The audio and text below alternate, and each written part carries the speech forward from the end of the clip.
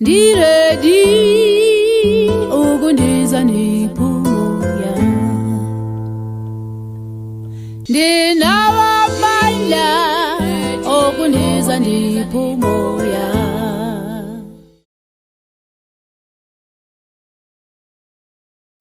It's a very warm welcome to you, dear viewer. My name is Busi Bebe. Welcome back to One on One with Amakosegazi. As you know, this is where we unveil to you a woman of mighty works. Mighty works to us, I'm sure to you as well, as you get to learn more about what she's doing in our community, in the country, and possibly touching the world in many ways. And today I'm excited to introduce to you a friend of mine that I've known for quite some time, and I'm glad to be sitting with her today to get to know even more about her that I haven't known and that I'll get to discover together with you, the audience. Stella Nkomo, welcome to our set and welcome to One on One with Amakosegazi.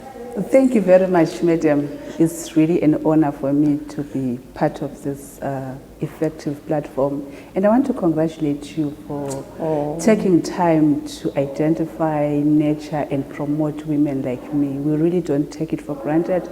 And we hope we could have such platforms. We will go as far as women. Wow, thank you so much. Trust you to shed light on me when I'm here to shed light on you. Yes, so Stella, you are the marketing and public relations manager at one of, I believe, Africa's best, if not the world's best, trade showcases for almost over half a century now, the Zimbabwe International Trade Fair. Yes. How did you land that prestigious position? I know it's a cliche question, especially from a woman to a woman, but because I'm sure many people look at you and admire you. They want to know, how did she get there? You know? Yes. Thank you very much. The journey to where I am, like you rightfully said, at the ZITF, one of the most prestigious platforms for the country in terms of trade promotion, in terms of investment promotion. The journey, it wasn't that rosy, so to speak. You know, it sounds like you have said, a common cliche that a woman's journey it shouldn't be easy, but I think that is the reality that we find ourselves in. For the majority of us, we were not born, or we didn't come from families that could give us everything. I'm a product of a widow, a very ferocious woman who believed in education, and she instills those values in me. And I'm very proud of my mom because she said to me, the only thing that I can give you as an individual, as a woman, is education. Take advantage of this platform, you will go very far. And yeah, it was that I set out to be this person that I have always had this vision, this picture that I wanted to be. And as I went through primary school, secondary school, went to Minda, then finally at NAST, I always wanted to be an influential woman. That woman who is not just a footnote in the history of the city or in the history of the country, who also has a chapter, so to speak. Wow. So started off as a marketing officer at ZNCC. I didn't stay long there, but I went straight to the ZITF when they were looking for somebody who could manage and promote their image. They had specifically crafted that job description because they had seen that there was that kind of a gap that they needed to fill. I must say that I quickly rose through the ranks in terms of not just the title, but in terms of the responsibilities that I began to handle, your all stakeholder engagements and high-level networking until such a time that I was promoted to my current position, the head of marketing and PR, where I also focus on business development for the ZITF. ZITF, to me, it is close to my heart, not least because I get my salary from there, but because this is a platform that puts Bulawayo and Zimbabwe on the map. So it's really one of those fulfilling moments to see yourself at the forefront to promote big or small enterprises, and of course women, to promote them on this international platform. So it's really one of those things that I'm very happy about. So you touch on a number of things that I want to delve on. You talk about vision from a young age and how your mother nurtured that vision. When you were thinking of yourself, let's rewind to a 6-year-old Stella. A 6-year-old Stella. Were you seeing yourself changing the world or being that chapter in this life as a marketing person, or your vision was different? I will be frank with you. I had this vision of this influential Stella, but because I didn't come from a family where you could have so many reference points, where you could see probably your aunt being this and that, I didn't imagine the format and the scope of that vision. So your question probably being to say that, did you ever see yourself being the marketing manager for the ZITF at 6 years? No, I didn't see myself like that. But I saw myself being a notable woman of influence. So I set out to discover myself, carrying with me 3 principles that my mom instilled in me: the principle of discipline, the principle of dedication, and the principle of determination. That ferocious spirit to be better, that fighting spirit to say, I just need to be better. And all that came as a result of seeing this woman who had nothing to her name, but this vision of taking her child to be something. So even as I went through college, secondary school, high school, I wasn't so clear of what really I wanted to be until at university.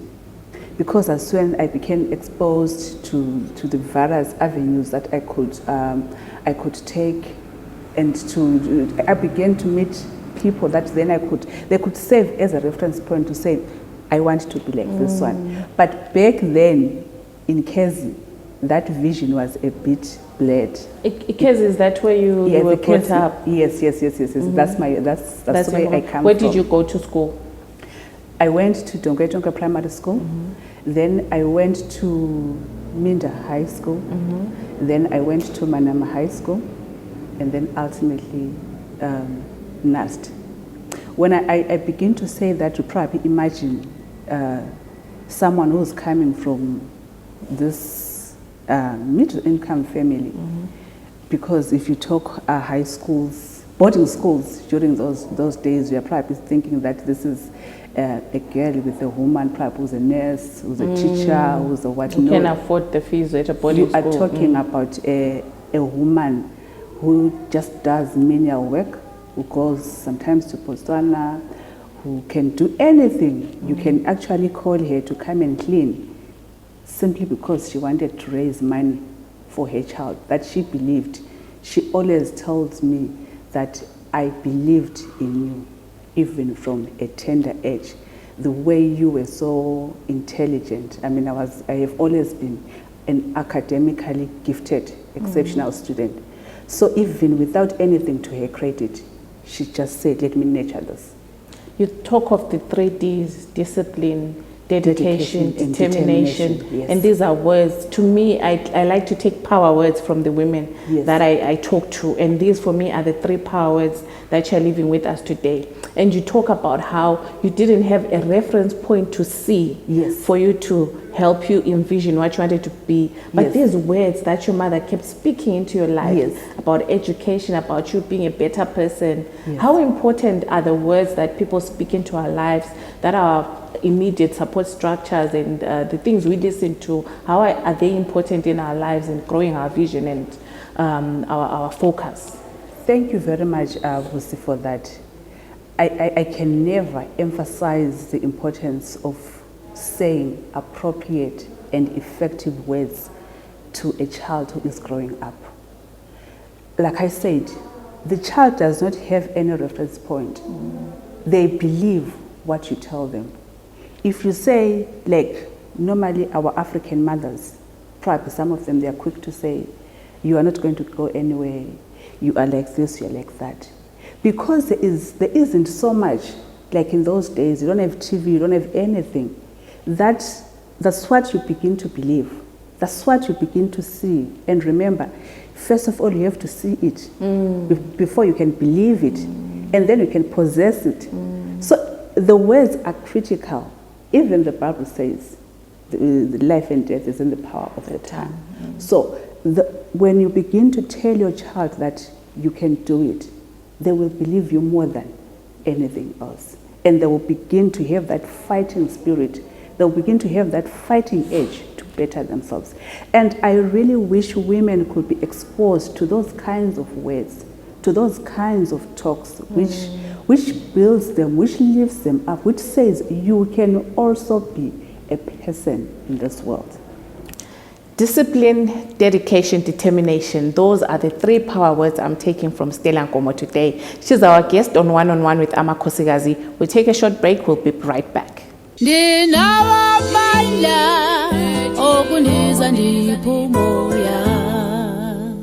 right back here on One-on-One with Amakhosegazi, and we have with us the Marketing and Public Relations Manager for the Zimbabwe International Trade Fair, ZITF, Stella Nkomo. You were telling me about your growing up, and now I want us to go back to the work that you do. Yes. Some people might be listening and thinking, PR marketing manager, ZITF, and they do not know the magnitude of and the impact this organization has globally. Yes. Given that it is here in our vicinity, food lovers, can you explain to people the magnitude of ZITF? How big is it and what does it do? Thank you very much, Steve, for that. ZITF is a huge institution, and like you rightfully say, sometimes I feel, you know, the community, especially in Bulawayo, are not aware of the opportunities which lie there in that 27 hectares there in Famona. We are an organization that is mandated to organize events and exhibitions to promote trade and investment in the country. And we have been doing that for over 60 years now. That's how old we are. And the government looks to the ZITF to promote businesses, be they small, be they big. Coming to the impact of the show, you know, this year we didn't have the show. We've postponed it, and we still hope that we are going to have it before the end of the year. Because if Bulawayo does not have trade fair, I know the economic impact that means.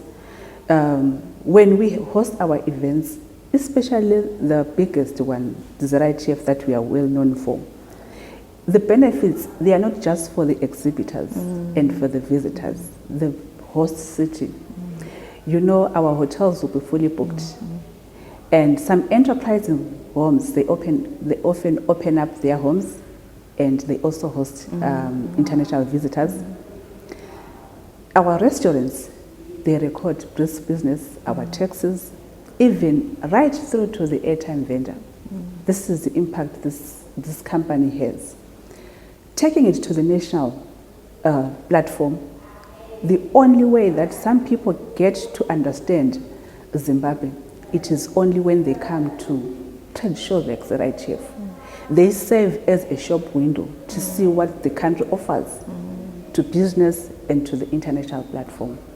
And we have seen, we do carry out research and surveys during the show for both local and international delegates that come to find out how they view the show. And all of them have always said the show is very effective and they always get business when they come here. So for me, it is that kind of feedback that you get when people say, ZITF, oh, I came to Trade Fair last year. Guess what? I've managed to open another shop in Gweru or another shop in Harare. Or when I'm walking around in Bulawayo, somebody says, you know what? Last year we were just selling this during Trade Fair. And now we have managed to get some contacts in China, in South Africa. That is the impact of this organization. And I always say to people, don't look at Trade Fair as an elitist place where only big businesses come. Everyone has got an opportunity to benefit from Trade Fair. If you are not exhibiting, you still can be a visitor. Come and see what the world offers out there. Remember what I said, even in business, perception precedes possession. You can't grow your business even as Umandlovu in Makokoba if you haven't perceived it or seen it somewhere. Perception precedes possession. Yes. I like that. Yes. Another thing I've loved about the ZITF is that for us growing up, I think even my mother, when she was telling us about ZITF, Yes. it was part of our culture. Yes. That every first holiday of the year, Yes. there was a day when we would go and spend the day at ZITF. We'd even cook the whole day before, pack lunches, and then we go just to go around sitting, painting our faces, sit down, have lunch, go to the big Coca-Cola bottle. It's a culture for us in Bulawayo. Precisely. And then I love that in recent years you've opened up a whole hall for small to medium enterprises, most of whom are women. How has that been for the small scale business woman, the informal trader, who are now the core of Zimbabwe's economy? Yes. Thank you very much. You know, for somebody to grow, like I said, they need to be nurtured. They need opportunities to be availed to them. And exhibitions are such platforms that we always put out there for women to take advantage of. We host so many events. Some of them we don't necessarily organize ourselves, but we host them that are targeted at the women and probably the young people, so that they can sit there and understand how to do business. When you are doing business, especially nowadays, because of the digital media, social media, and the exposure that people now have, you have to strategically locate yourself within that business environment for people to know and come to do business. And it is when they they participate in platforms such as expos or conferences that they begin to expose themselves.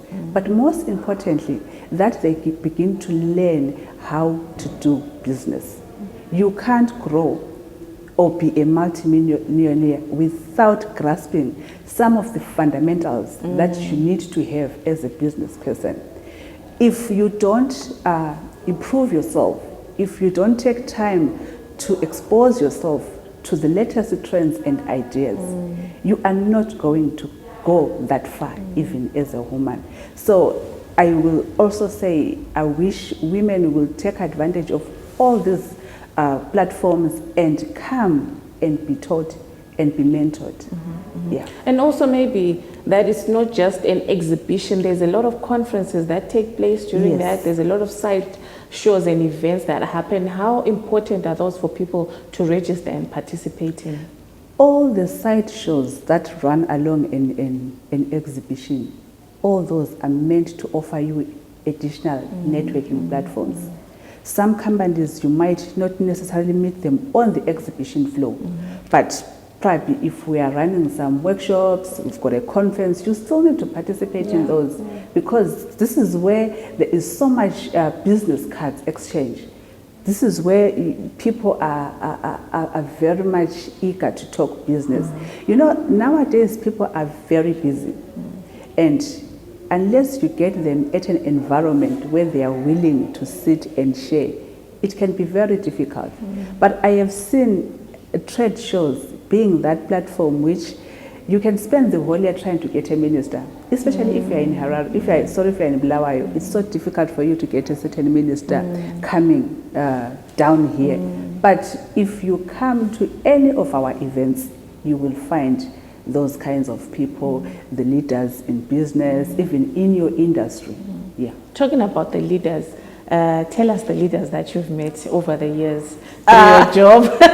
They say that your gift will bring you before princes and queens, and I'm just curious, who have you met? I have met so many people, so many people, but I will be quite honest with you. It is always a humbling feeling when I meet a president and I shake hands and I talk to them and I'm doing my stuff and they are seated there and we've got the official opening and you are there running around or you are standing in front and you are talking. It is one of those wow moments and you say, wow, God, yes, this fire you have brought me. Wow. Yeah. In terms of the business leaders, again, I don't think there is anyone noted in this country that I don't even know from that first name personal basis. To tell you the truth, there isn't any door right now which I cannot knock on. There isn't any person right now that I can call, all because of trade fair. And Mama Ukanyele, is she still with us? Mama Ukanyele, Mamoyo. And diligently, ever since I joined trade fair, I always make sure that she comes and she sits there and she's looking at me. Of course, you know, mothers being mothers, such events, they will always end up with tears. Wow. And she will always say, you know, my father passed on when we were very, very young. She will always say, how I wish your father could see this. Yes. That's the statement of every mother. Yeah, that's beautiful. Yeah.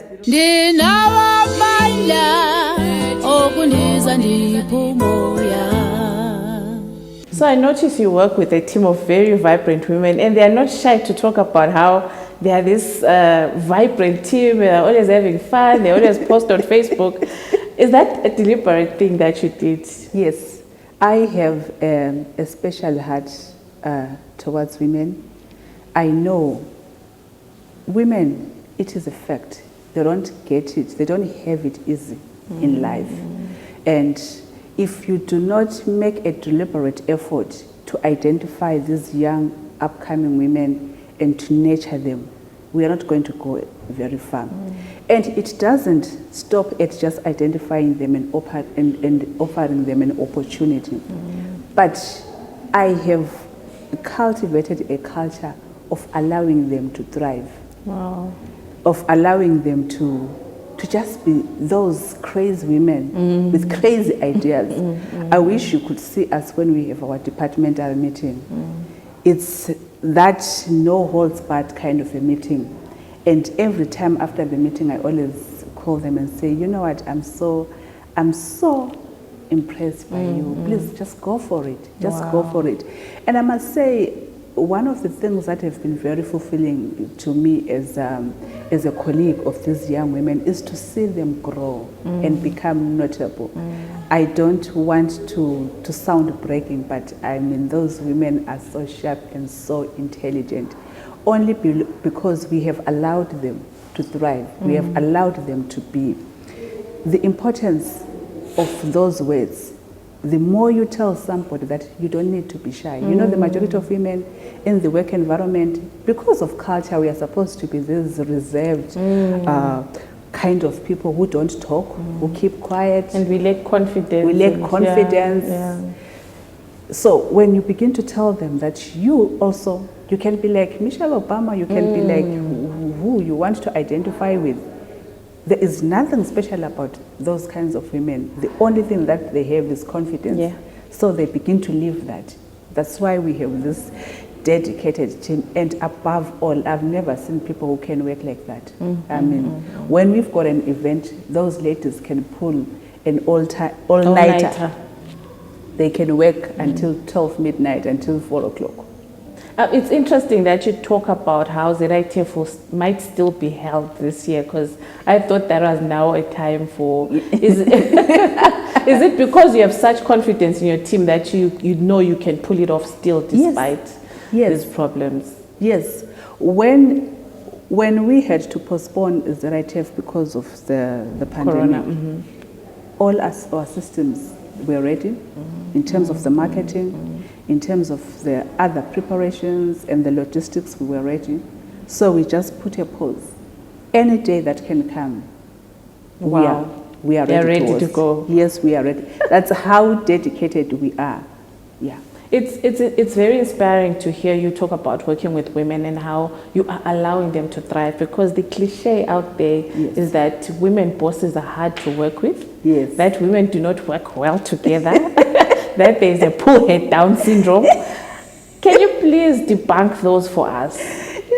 Show us the other side of it. That's really... It is actually so unfortunate that we've been branded that way as women, which is not true. In any group, be it a man or a female group, you'll always have somebody who's probably emotional or whatever, that then it becomes branded as exclusively for women. But one of the things that I've learned over the years, and it's again a value which I was taught by my mom, is to love unconditionally, and also to seek to understand somebody before you can start persecuting them. Women are said to be like that because many of the times women are carrying certain burdens, and because of the way we were brought up, where we are not even allowed to express ourselves, sometimes we get abused in our homes, and the environment and the society expect us to put a strong face when we are hurting, when we are so broken.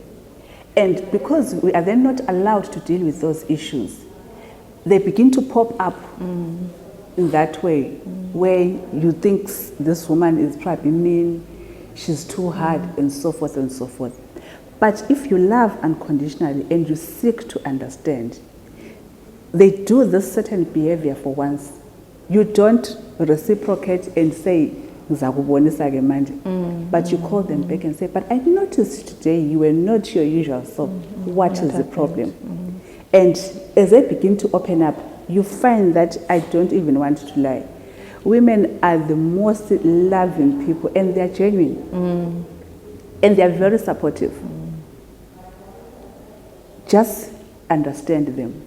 All those, the pull it down, the whatever, it is not there if you seek to understand them before you start persecuting them, because you love them. It's interesting because the method that you are relating to me, it's a mother figure kind of. Yes. Where a mother with every child, children are different. Yes. She'll seek to understand their different characters, but still love them the same. Yes. And women are often persecuted for bringing that emotional side to the business and leadership's aspect. Yes. And we're called emotional, we're called all sorts of names.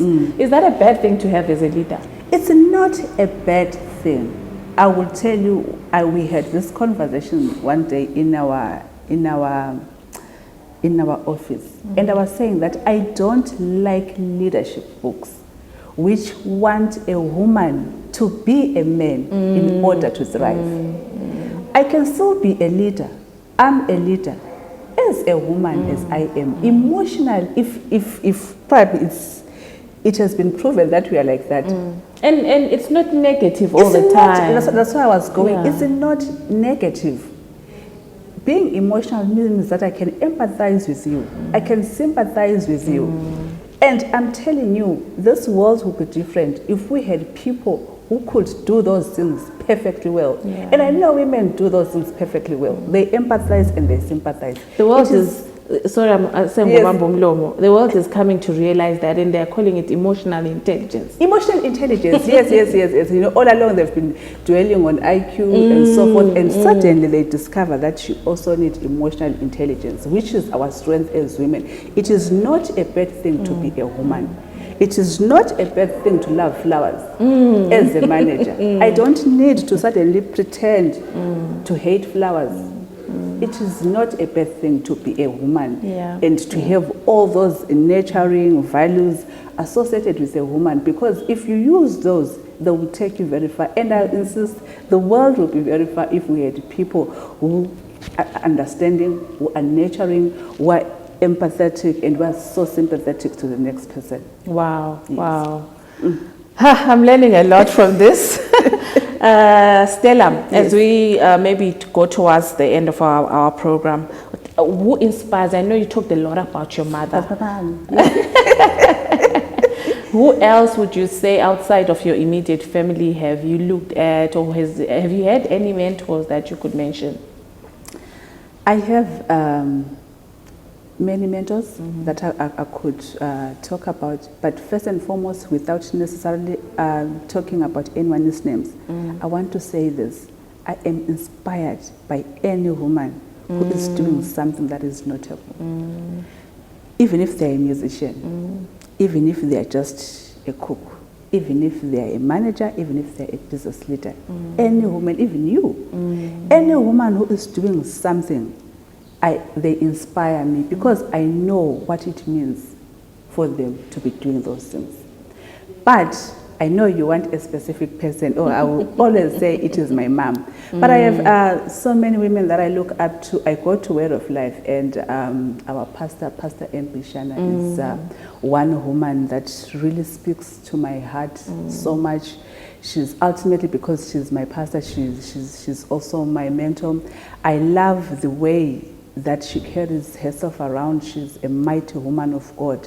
And I normally tend to tilt towards people who also have a spirit of excellence. I mean, you know, I mean, I love my grooming and etiquette. I look up to that. I can attest to that one. You're always on point. Yeah, I am one person who really takes time to brand themselves.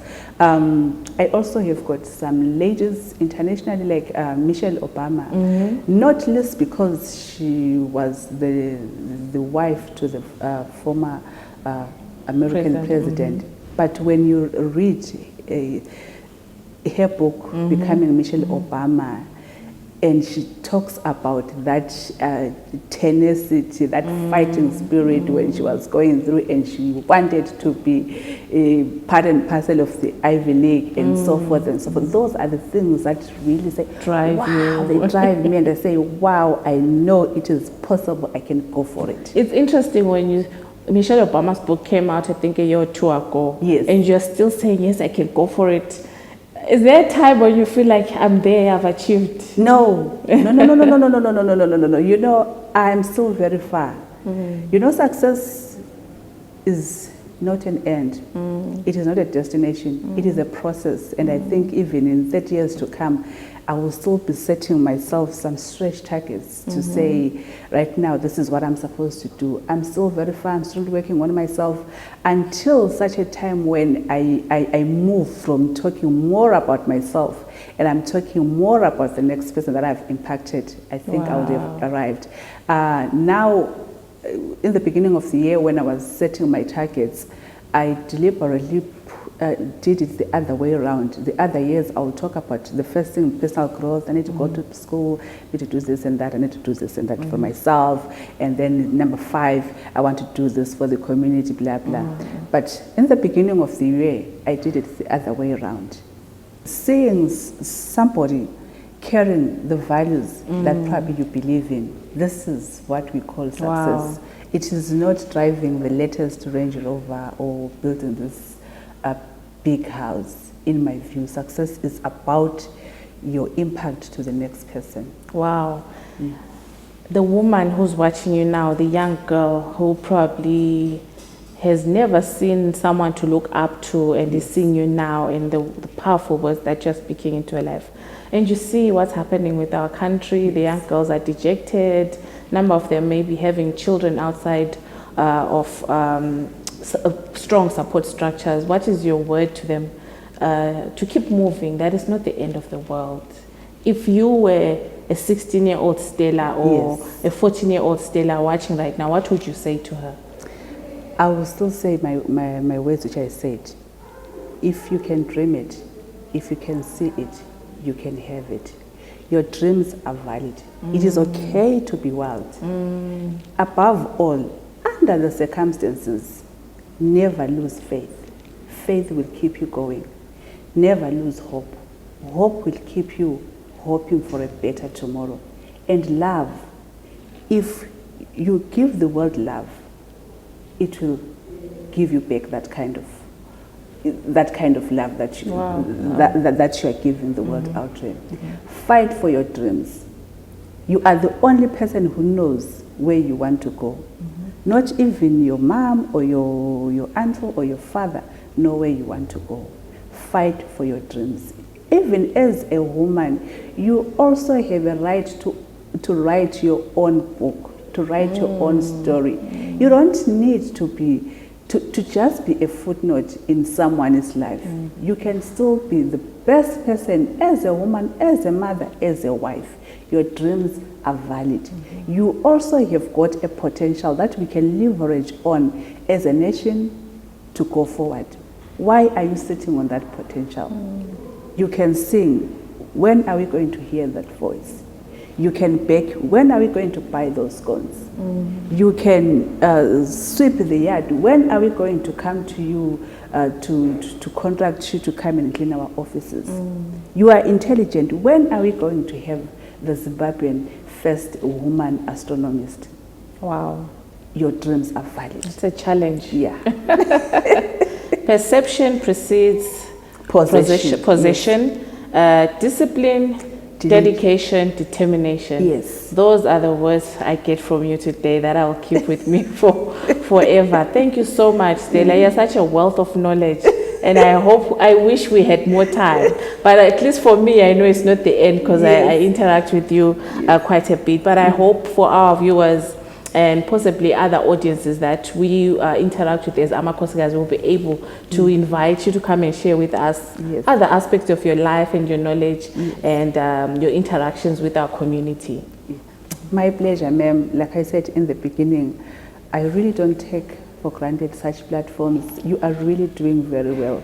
If we could have people like you around, we will go far as women.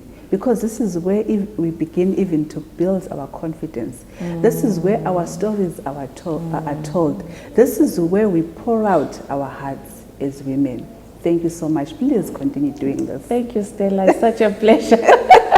Well, dear viewer, it's always a pleasure to have you here, but always sad to let you go. Today we're at Stella Nkomo, the Marketing and Public Relations Manager for the Zimbabwe International Trade Fair, sharing with us a broad range of issues from her personal life, her work, and how she's touching our community. I'd like to thank you so much for joining us. Until we meet again, have a wonderful week. I am the daughter of the soil. I resonate with the earth. I resonate with the cries of my ancestors, of their blood that is spilled. I resonate with the rhythms of this land. I am the daughter of the soil. See, I resonate with the rocks that surround me. I resonate even with the whistling of the trees and the leaves. That is who I am. The daughter of this land. I stand tall and proud to come from Tunga, proud to come from the city of kings and queens, not because I'm a queen, but because royalty lives within us. I am a daughter of this land. You can take away anything from me, but you cannot take away my heritage. You cannot take away whose I am and who I can be. Like Lozike, I will defy all odds because I am proud. I am strong. I am that formidable woman that you cannot, even if you tried hard enough, you cannot bring down. I am a seed planted in this very soil that I come from. And when I bloom and I grow as strong as an oak tree. I grow as wise as the baobab. I am the daughter of the soil. Unoma Shawekazi, Michelle, siqabuziwe inkosi indodakazi kaMpanga zitha uqhube ongenaqhala iqhwala libe lidolo kuphela ngingumambanjwa mina Skotamela umabanga umadlodlo. I am a daughter of this land. So even when my bones get buried in this land, there will still resonate the song that is, she is the daughter of this land.